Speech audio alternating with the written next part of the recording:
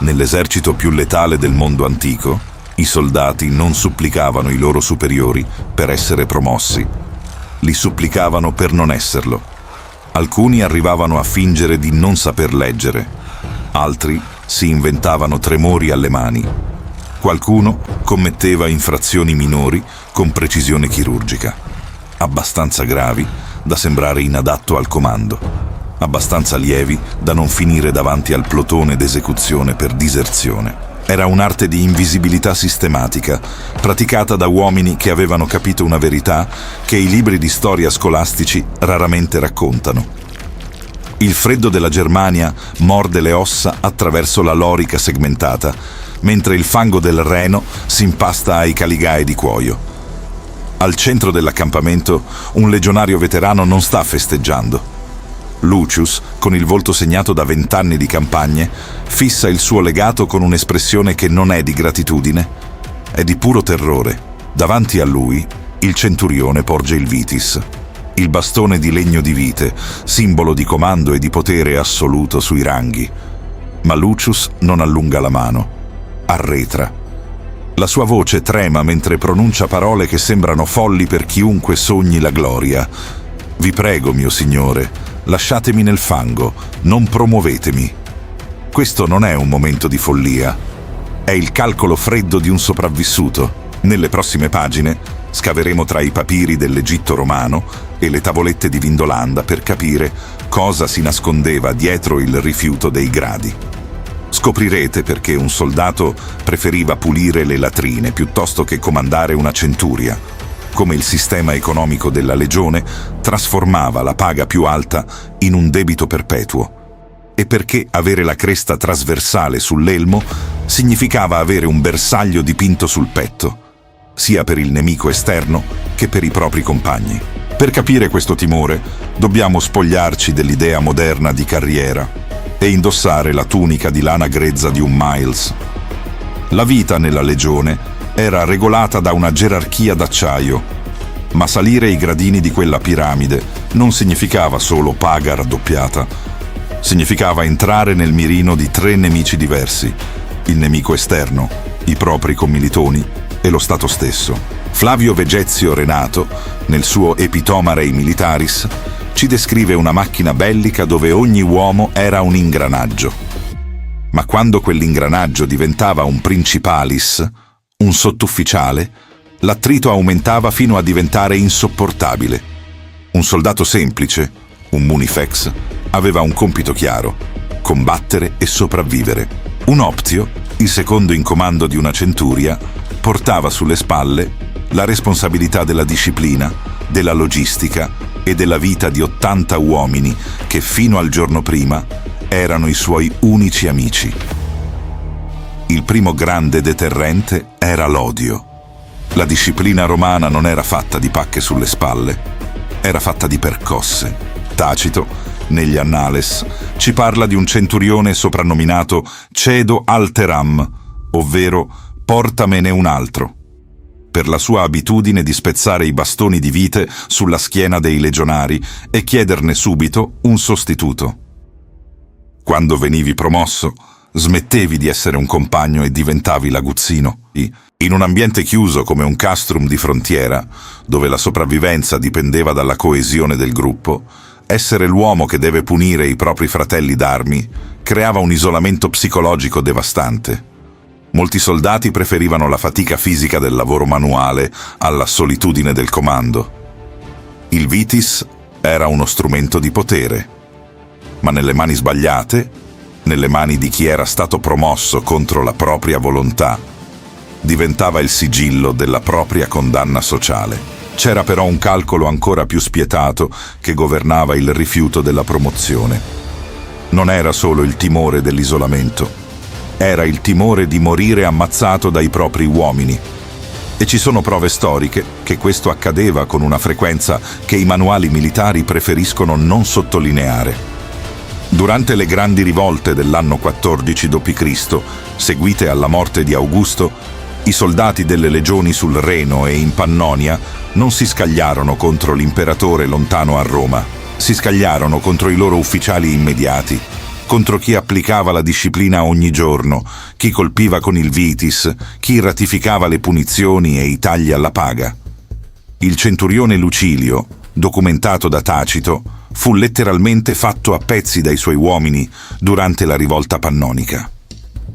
La sua colpa non era un crimine eccezionale, era di essere il simbolo vivente di ogni frustrazione accumulata, ogni razione mancata, ogni guardia notturna in più, ogni colpo ricevuto senza motivo. La promozione lo aveva trasformato da compagno in bersaglio. Per molti soldati il prestigio di una cresta trasversale non valeva il rischio di essere sgozzati nel sonno da chi, fino al giorno prima, chiamavi fratello. Lucius lo sapeva. E lo sapevano tutti quelli come lui. Ma se pensate che la paura della morte fisica fosse l'unico deterrente, vi sbagliate. Esisteva un secondo sistema di pressione, più lento e altrettanto letale. L'economia della promozione. Contrariamente a quanto si crede, la promozione non portava ricchezza immediata. Esisteva una categoria di soldati, chiamati immunes, uomini che, grazie alle loro abilità come fabbri, architetti o medici, venivano esentati dai lavori più pesanti. Essere un immunes era il punto d'equilibrio perfetto della carriera romana. Avevi i privilegi senza le responsabilità del comando. Quando un soldato veniva spinto oltre verso il rango di principales, entrava invece in un sistema di spese obbligatorie che crescevano più velocemente della paga. Le fonti epigrafiche ci rivelano che i sottufficiali dovevano spesso pagare di tasca propria per mantenere certi standard di apparenza. Le falerae, le medaglie sul petto dovevano splendere. L'armatura doveva essere superiore a quella della truppa. Dovevano oliare la burocrazia, garantire che la propria unità avesse rifornimenti adeguati, sostenere spese di rappresentanza informali che nessun regolamento riconosceva ma che tutti pretendevano. Era una tassazione invisibile che colpiva chiunque emergesse dalla massa. E sopra di tutto, la paga superiore veniva spesso trattenuta nei deposita presso l'insegna della legione, fondi ai quali il soldato non poteva accedere facilmente fino al congedo. Più salivi, più i tuoi soldi diventavano teorici e le tue spese reali. A questo si aggiungeva la responsabilità legale. I papiri militari rinvenuti in Egitto ci mostrano che un optio o un centurio era anche un garante. Se il grano mancava, se le armature si arrugginivano, se i fondi della legione sparivano per negligenza o corruzione altrui, ricadeva sull'ufficiale l'onere di dimostrare la propria innocenza. Le fonti indicano che poteva essere chiamato a rispondere con il proprio patrimonio personale per perdite logistiche, attribuitegli anche indirettamente. Molti veterani che avevano accumulato un piccolo gruzzolo di sesterzi vedevano nella promozione non un aumento di stipendio, ma il rischio concreto di finire i propri giorni perseguitati dall'amministrazione imperiale per errori commessi da subordinati su cui non avevano vero controllo. Era la vittoria della burocrazia sulla gloria, e molti soldati, razionalmente, scelgono la burocrazia. Ma cosa succedeva a chi non poteva rifiutare? Come si trasformava un uomo comune quando gli veniva imposto il peso del comando contro la sua volontà? E soprattutto, quali erano i meccanismi concreti con cui i legionari cercavano di farsi degradare senza finire giustiziati? La risposta si trova nelle pieghe più sottili della legge militare romana e in una serie di comportamenti che traspare indirettamente dai testi giuridici del Digesto, dove giuristi come Ariomenandro catalogano le infrazioni disciplinari con una minuzia che rivela, in controluce, un problema sistemico di resistenza al comando. I soldati romani erano maestri nel nascondere le proprie capacità. Se un legionario dimostrava di saper leggere e scrivere troppo bene, rischiava di essere sottratto al campo e inviato negli uffici del governatore come cornicularius o commentariensis. Per un uomo cresciuto nel culto del valore militare, finire a compilare liste di razioni di grano per 20 anni era visto come una morte civile. Una perdita di onore che molti cercavano di evitare, commettendo errori grossolani nei rapporti, fingendosi meno istruiti di quanto fossero, o mostrando una lentezza mentale che scompariva magicamente fuori dal contesto burocratico. C'era chi manifestava tremori sospetti alle mani solo quando doveva impugnare il vitis. C'era chi dimenticava, come leggere i registri delle paghe nel momento esatto in cui il centurio cercava un sostituto alfabetizzato. C'era chi commetteva infrazioni minori con una precisione quasi artistica, abbastanza grave da sembrare non idoneo al comando, abbastanza lieve da non rischiare la decimazione o la fustigazione. Era una danza di sopravvivenza istituzionale che richiedeva una comprensione profonda del sistema da parte di chi la praticava. Il peso di questa riluttanza affonda le radici nel concetto di commilizio. Per un soldato romano, i compagni di tenda, il contubernium, il gruppo di 8 uomini con cui dividevi il pane, il freddo, la paura, erano più della famiglia che aveva lasciato nelle campagne italiche o nelle province ispaniche. Erano lo scudo contro la follia della guerra. Elevarsi significava spezzare quel legame. Il centurione non mangiava più lo stesso rancio, non dormiva nello sporco comune. Diventava l'altro. Le tavolette di Vindolanda, ritrovate lungo il Vallo di Adriano, ci mostrano esattamente questo.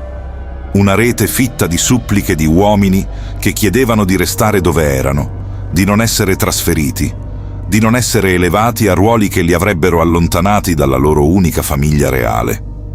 Esisteva però anche una via d'uscita ufficiale, cercata con disperazione, il ruolo di beneficiarius. Erano soldati scelti per compiti speciali dai loro superiori, scorte, missioni amministrative, compiti di collegamento tra i reparti, dotati di privilegi reali e spesso esentati dai turni di guardia più duri, ma senza l'autorità formale che attirava l'odio della truppa.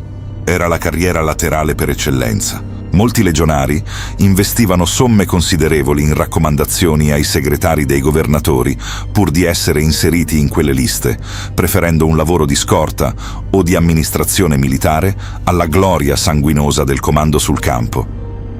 Lucius sta ancora lì, davanti al suo legato, con il vitis davanti a lui che non ha impugnato. Capiamo che la sua non è vigliaccheria, è la saggezza di chi ha visto troppi centurioni morire con la gola tagliata, come Lucilio in Pannonia, da uomini che fino al giorno prima chiamavano fratelli.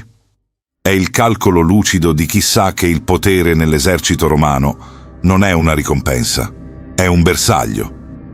Eppure, nonostante tutto questo terrore, la macchina di Roma continuava a marciare, perché per ogni Lucius che arretrava c'era un uomo spinto da un'ambizione cieca o da un senso del dovere abbastanza radicato da superare la paura della morte e dell'ostracismo.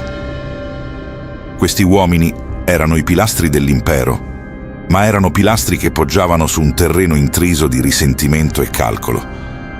Mentre Lucius torna alla sua tenda, sente il peso del vitis che non ha impugnato. Sa che domani dovrà marciare ancora, scavare ancora, combattere ancora, ma lo farà con i suoi compagni al fianco, non davanti a loro come bersaglio. Ha scelto la vita, ha scelto il silenzio, ha scelto di restare un ingranaggio invisibile. Roma non è stata costruita solo dai suoi imperatori o dai suoi grandi generali. È stata costruita anche dalla saggezza brutale di uomini che sapevano quando era il momento di non fare un passo avanti. La prossima volta che guardate le mura di un castrum romano o i resti del Vallo di Adriano, non pensate solo alla gloria delle aquile. Pensate al sussurro di migliaia di uomini che, nell'ombra delle loro tende, pregavano gli dei di non essere notati. Scendete nei commenti. Voi avreste impugnato il vitis o avreste fatto come Lucius?